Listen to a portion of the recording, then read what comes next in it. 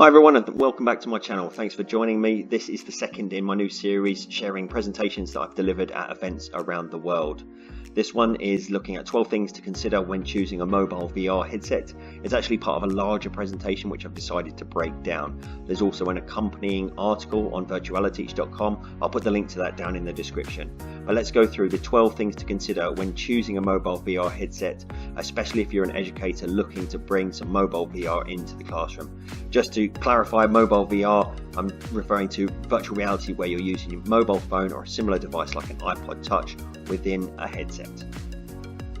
These days there's a huge range of mobile VR headsets available, so let's look at some of the criteria you should consider before purchasing. The first thing to consider is price.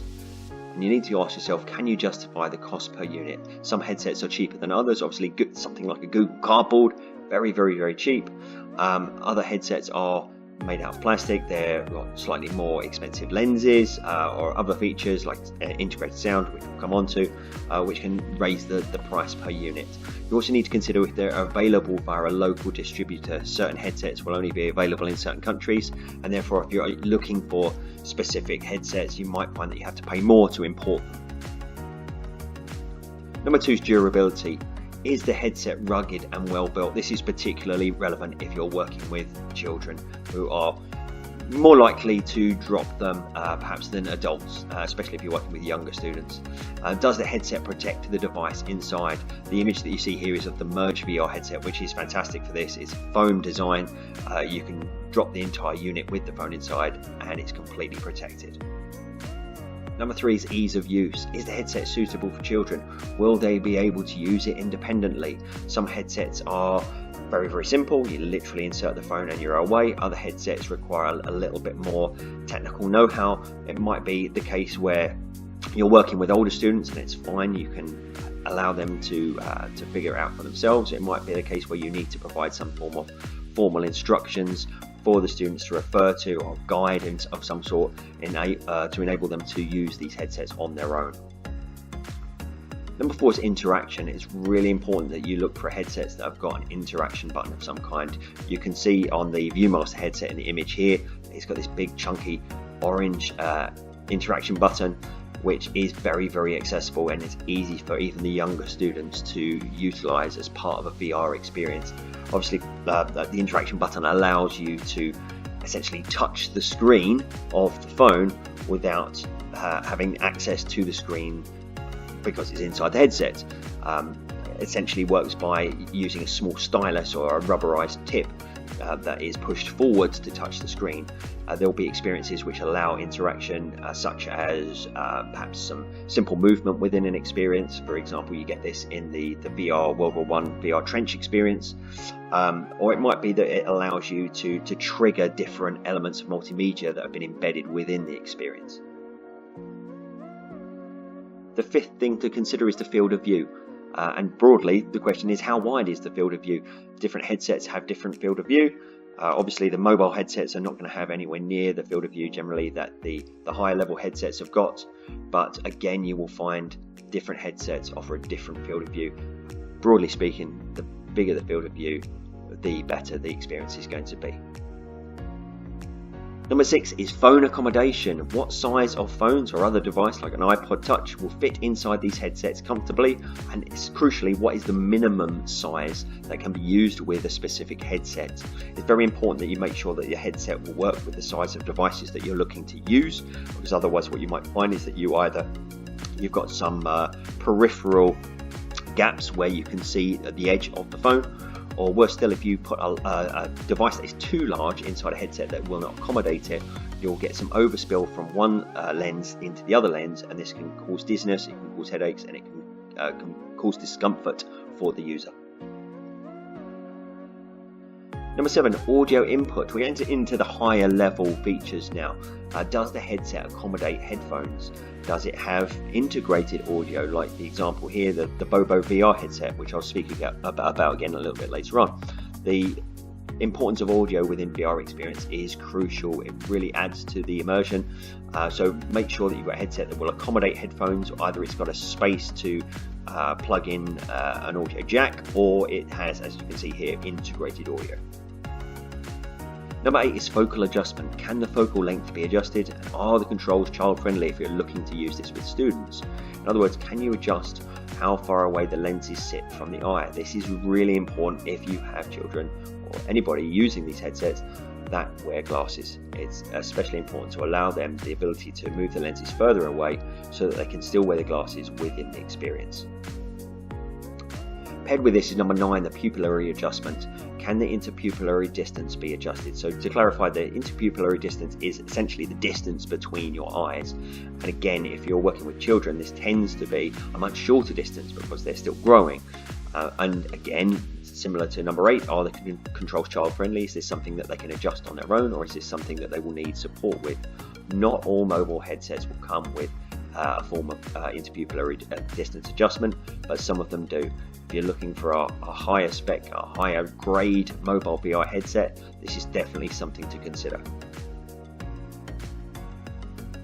Number 10 is a head strap, and some headsets will come with these and some won't. It is something you need to consider. Also need to consider what the head strap is made of. Is it easily adjustable? Is it comfortable? In some cases you might want a head strap, in other cases you don't, and you'll see this when I talk at the end about the different headsets we use in with different age groups of students.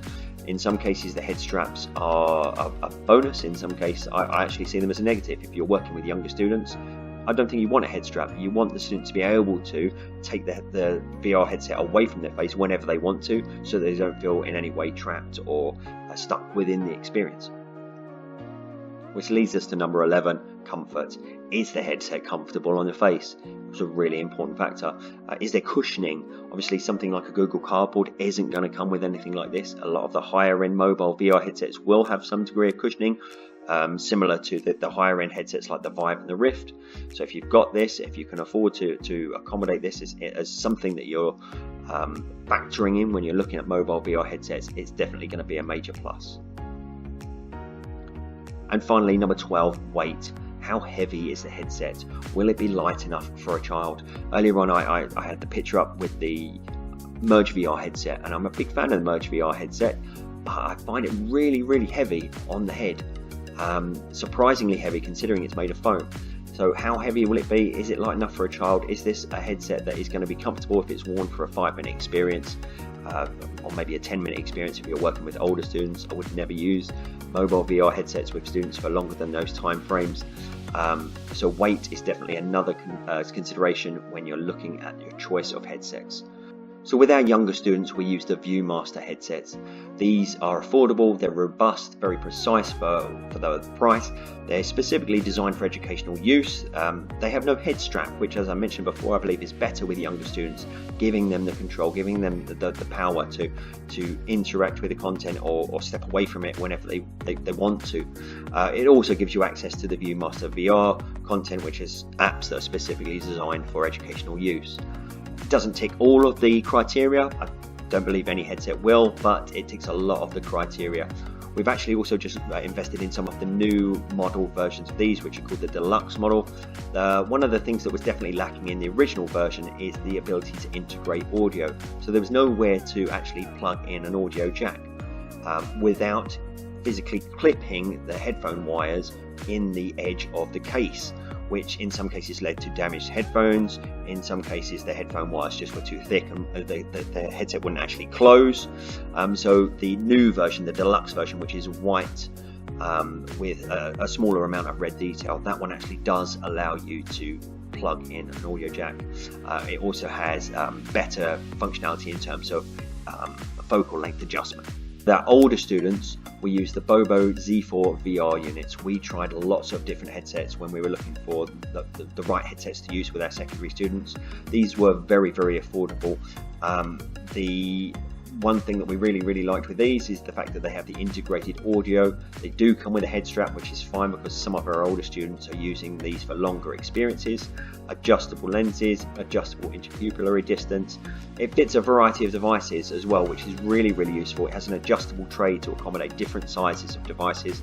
This is particularly useful for us because we use bring your own device phones in our secondary school. So rather than having banks of mobile phones, we use the devices that our students are allowed to bring in and have in their pockets.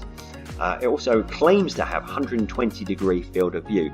Now, I don't actually believe this. I think that that is an exaggeration, but it definitely has an excellent field of view. And I would say if there's one thing that this lacks, it's not the most rugged headset, but at the price point, we know that if they were to be damaged, we could easily and fairly cheaply replace them. And to be honest, we've been using them for the better part of 18 months now, and not one of them has been damaged. What I will say is that what I did was recorded a screencast showing how to safely and carefully load a phone into the headset, and then I put that onto YouTube, QR coded it, and then that sheets with those QR codes were put into the box with the headsets, with strict instructions that a new group of students should never be using these headsets unless they've watched this 90-second video to explain how to put their phone safely and independently into the headset. Okay folks, that's all for this time. Thank you so much for listening again, and please do add your comments below, add any questions or any other criteria that you feel is important if you're looking to invest in mobile VR headsets.